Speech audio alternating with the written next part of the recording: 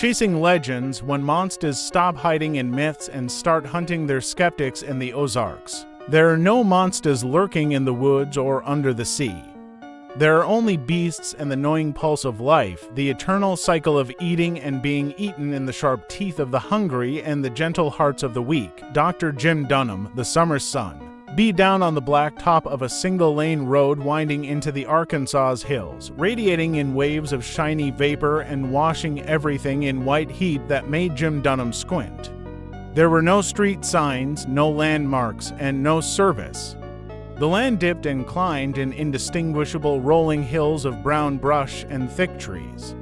He unfolded a map onto the hood of his rental car and traced his finger along the highlighted route. He was used to being lost. A career of researching strange sightings had taken him to far-flung places all over the world. Patience was key. He took a deep breath and swiped away the beads of sweat forming on his forehead. He'd been in the Ozarks for 6 weeks, chasing down interviews with Sasquatch witnesses for a new book he was writing on the phenomenon of monster myths in American rural communities. This would be his last interview before returning home to Connecticut. He'd set up an interview with a bow hunter who had fallen from his tree stand and allegedly met Bigfoot face to face. Jim could have done the interview over the phone, but he liked to form in-person connections with the people he talked to. To truly understand the formation of mythology was to understand the setting of its origin. There was invaluable context to be gathered by stepping into the subject's world, to breathe their air, eat their food, and sit in their living room. And so he agreed to make the 45-minute drive to the hunter's home, which was on a dirt road somewhere branching off the main interstate. It ain't on Google Maps and nothing like that, but if you got a road map I can show you how to mark it, the bow hunter had said in a molasses-thick twang. Lost scratching his head in the heat, Jim chuckled a bit as it occurred to him that the whole call might have been a hoax. Maybe there was no bow hunter, no dirt road. He'd prepared himself for that eventuality. Hoaxes were a part of the business. People in modified gorilla costumes, badly sewn taxidermy, trumped-up hair samples. He looked at the map and again at the dry hills. One stray spark and this entire place would go up, he thought to himself.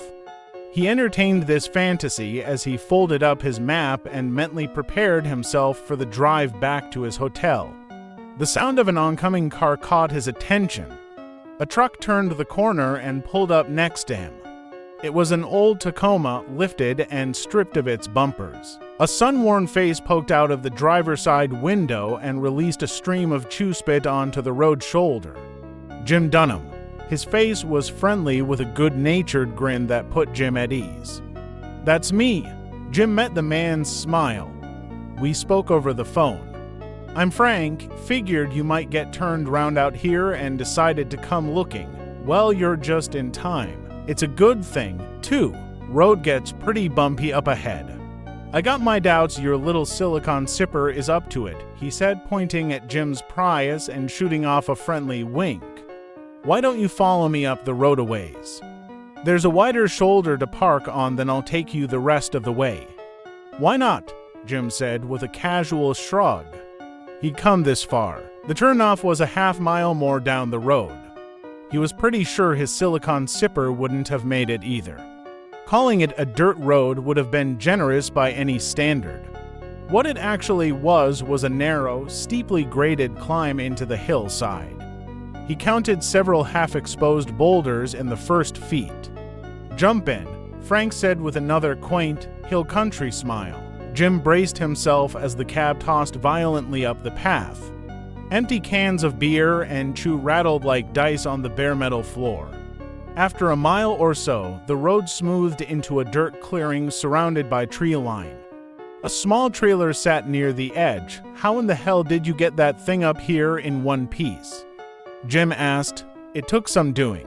Frank disappeared through the trailer's small doorway and returned with a cooler and 2 camping chairs. "You don't mind talking outside in the shade, do ya? AC's busted and it stays hotter than hell until about midnight. Cold one." Frank extended a can of sweating Busch Light. Jim popped it open and took a long sip.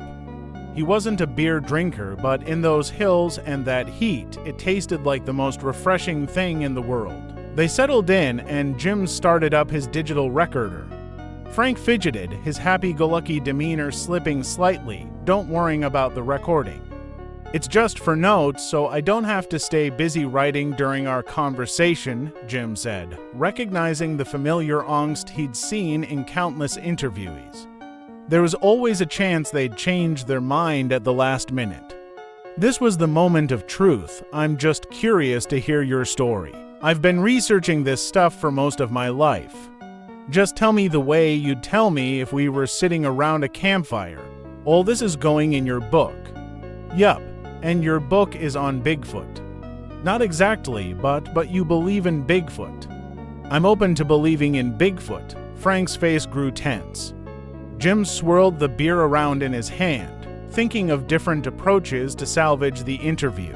"Nah, we both know that's bullshit. You think we're all a bunch of country bumpkins making up stories, right?" Frank's posture shifted forward. "I don't think that, no, but I'm also not going to lie to you. I've seen a lot and heard a lot, and I'm still not convinced. I have something that might convince you. Can I see it?" In just a bit, Frank pulled his shirt down past his left shoulder. A large scar covered most of the skin. "See this? This is where she got me.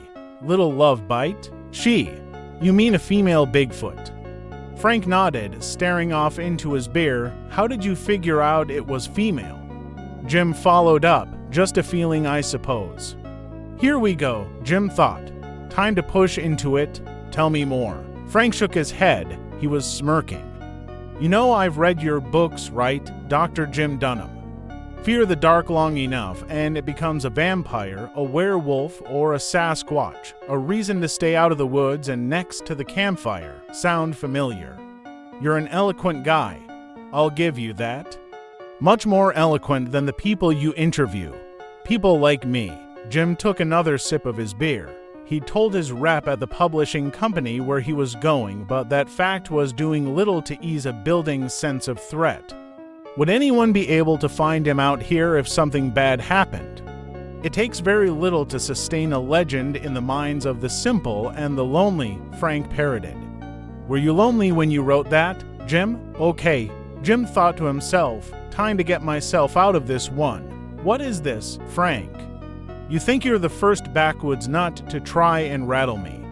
He stood up and chucked his half-empty beer into the woods. "Thanks for the beer. I'll see myself back to the road." Jim held up a middle finger as he walked away. An airy feeling swam through his head, a dizziness that worked its way down to his legs. His vision started to spin. "Hey, how's that beer, Jim?" Frank said, laughing. He jumped up and embraced Jim on the shoulder. Jim pushed him hard. "Stay away from me, you fucking nut. I told people I'm out here. They know I came to see you. Anything happens to me, and your backwoods life is over. Understand? Oh, that's all right. Just take it easy. We're going to make history together, you and me." The haze grew worse. Frank kept talking, but the words jumbled together.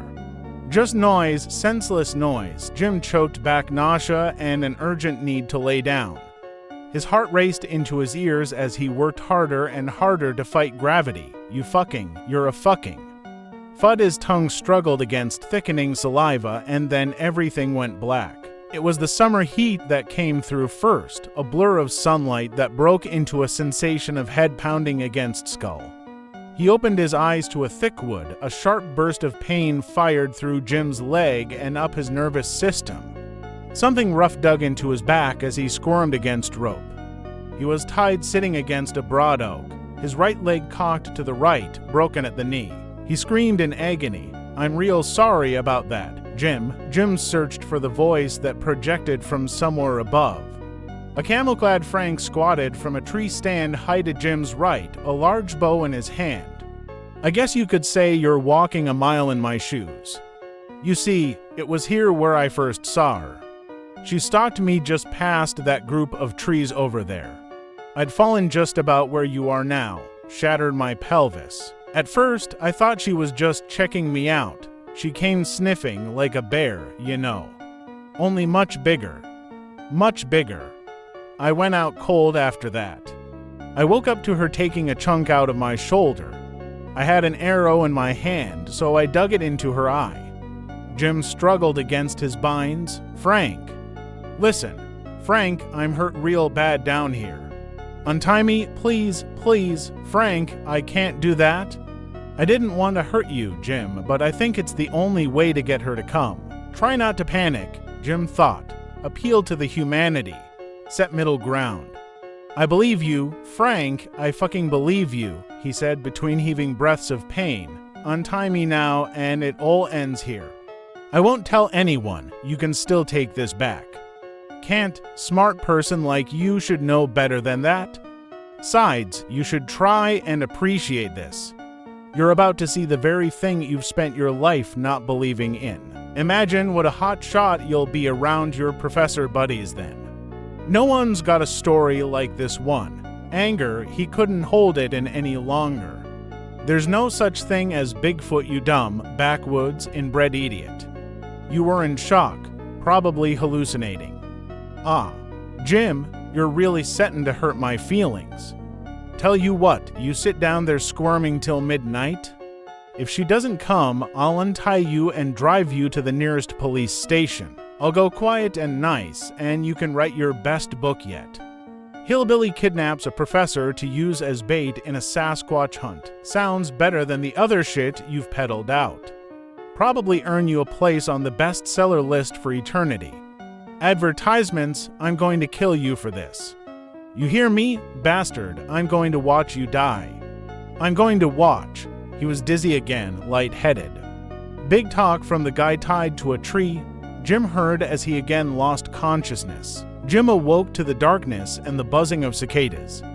The sharp pain in his leg had subsided into an intense, pulsating ache. His eyes adjusted slowly, the outlines of tree stalks taking shape in the dim moonlight that trickled from the canopy above. Frank, he yelled out, no answer. Frank, God damn it, answer me, still nothing. He took a deep breath. A skunkish smell filled his lungs and almost made him dry heave. It wasn't quite skunk-like. It had a filth to it, putrid like rotting meat. He squirmed and felt a bit of slack in the ropes. They must have loosened throughout the day. He worked at it with his shoulders until the rope burned against his skin. Stay calm, he thought to himself. Breathe. Try to slow your heartbeat. His vision began acclimating. The shapes of the trees became sharper. He stared into the night and slowed his breath, trying to ignore the smell. A flash of movement caught his attention. A distant silhouette passed from one tree to another, or so he thought. The more he looked, the more movement there seemed to be. Maybe it was nothing. A thick-sounding branch cracked from somewhere ahead. His heartbeat quickened. Adrenaline replaced his aches with rising fear. Frank, he yelled, no answer. He scanned what he could, taking a second glance at a thicker tree about 100 feet away. It looked unnatural compared to the others. A shadowy bulk protruded from its left. Had it been there before? He tried not to blink. It moved, the silhouette rising about 6 feet and stepping out from behind the tree. Jim recalled stories of bear attacks, brown bears that mauled their victims to near death, buried them, and came back to eat again while the victim was still alive. No, it was much taller than a bear. The shadow disappeared into a group of trees to his left. The foul smell grew in intensity. Jim waited in complete stillness. Another branch snapped to his left. The ominous shadow stood distant. He could make it out better than before. It stood at least a dozen feet tall, maybe taller. All shapes of monsters flooded his imagination until there was only one.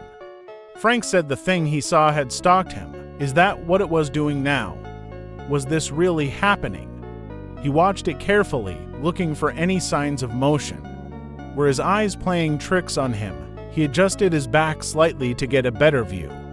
The sudden movement caused the thing to jump back and crouch. It was fast, graceful even. He'd always imagined Bigfoot moving in slow, hulking strides like a clumsy gorilla in a badly shot video. This was not that. He thought back to bear encounter stories. Yell, try to make yourself look big, someone had told him once. He yelled. The thing kept still in its crouched position.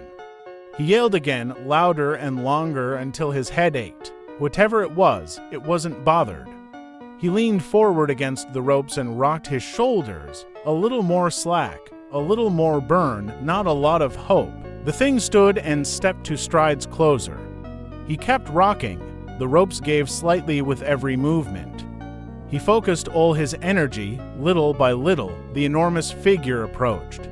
Its movements grew less cautious and slow. Jim tried not to look away. It seemed to move more when he looked away. The pain in his leg grew sharper. Each shift against the ropes made it worse, and he had to grit his teeth to keep from yelling. Then the thing charged towards him. The force of anticipation caused Jim to brace back hard against the tree. It came within feet before jumping back into a crouch. A false charge, Jim thought. It was testing him. From where he was sitting, his head was now mid-chin level with it. Its features were ape-like and giant, a stocky torso with a mane-like neck. Escape seemed less possible. He had nothing left to give. He collapsed back, tired, and surrendered. The thing's false charge had sapped his adrenaline. All he wanted was for the pain in his leg to stop. He slumped. As he did, the thing rose. Its steps grew bolder, less like an afraid animal. 15 feet. 10. Its size grew until it stood over him. He shut his eyes. His body trembled under the terror. He didn't want to see it. He just wanted it to be over. He tried not to whimper as his breathing quickened into panicked bursts. He felt its hot breath against his skin as it stooped down and sniffed Jim's head. He opened his eyes and met the cruel stare of a terrible, stinking face. The eyes were sunken beneath a protruding brow. A scar marked a gaping right socket where Frank had stuck his arrow. Its lips bared back and revealed large canine south. Everything in him wanted to sprint, run, move. His trembling was now uncontrollable. He hoped it would be quick. Jim heard Frank's bowstring snap, followed by a meaty slap. The thing jumped back with a loud howl. It turned and rushed Frank's tree stand, moving with incredible speed. Jim twisted his aching body and could just make out Frank struggling to load another arrow. He didn't stand a chance. It had him in seconds. Gripping Frank like a stick, it threw him straight into the ground. Frank smacked the forest floor with an impact that turned his body into a motionless pile of broken flesh and bone. The thing stood over the pulp, pounding with its fists for good measure. Jim struggled for his life against the ropes. He was free. He crawled, digging his elbows and one good leg against the dirt. He'd made it a few feet when a crushing weight landed between his shoulder blades. The thing pinned him under its foot and pressed harder. Jim's ribs cracked under the awesome pressure. In his last moments of life, Jim felt the creature grab the back of his hands and pull. The sound of his tearing tendons snapped in his ear.